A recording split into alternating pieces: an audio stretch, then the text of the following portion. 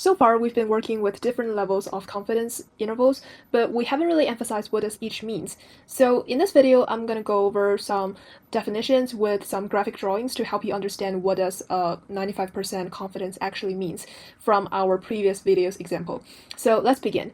In step 4 of every confidence interval, we interpret the interval in context. We may ask or be asked the question, what does the confidence level mean? Or we may be given a directive to interpret our confidence level. And this is actually pretty common and pretty frequently asked question in FRQs for stats. So this is I just directly copied from last video's conclusion part.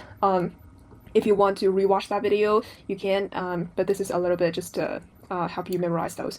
So this is the graphic drawing I put it right here, and you may be wondering what's that. Well, the different red lines, you can see that they approximately have the same length, and that's the purpose I do it, because they all represent the sample of a confidence interval for each samples. Like after they cluster together, you can see that even though they fluctuate a little bit, like a lot of them actually lie in the same line. Like they all contain like same percent of the intervals actually. So this is how we use our sample experiments to determine the true average.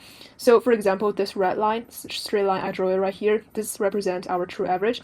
So you can see that not every intervals contain it or capture it, and that's like completely reasonable, because we all know that if we just do experiments, no one can guarantee that it exactly aligns perfectly with the true average or the true confidence interval. So that's the reason that we do lots and lots of tests for this. So if we put like all of what I'm saying kind of I mean, like, I hope my logic is understandable, but if we want to put them all into one words, it will be if we obtain many repeated samples of 45 bottles and created 95% confidence interval for the average, 95% of those intervals will contain the true average amount of sugar. And this is how I put into context, but it just, if we want to know like the confidence interval, like just the directly general meaning for it, it will be like if we like after we take many repeated samples like and calculate the I mean, like, not calculate but find the average of each, then like we actually, like, most of the cases we will be given a percentage like z interval. So like we just say that percentage, like for example in here this is 95, but it can also be like 90, 99, 80 or something. It all depends on your question. Okay, so this number percent of those intervals will contain the true average. True average. So yeah, that's typically the general meaning of a confidence level.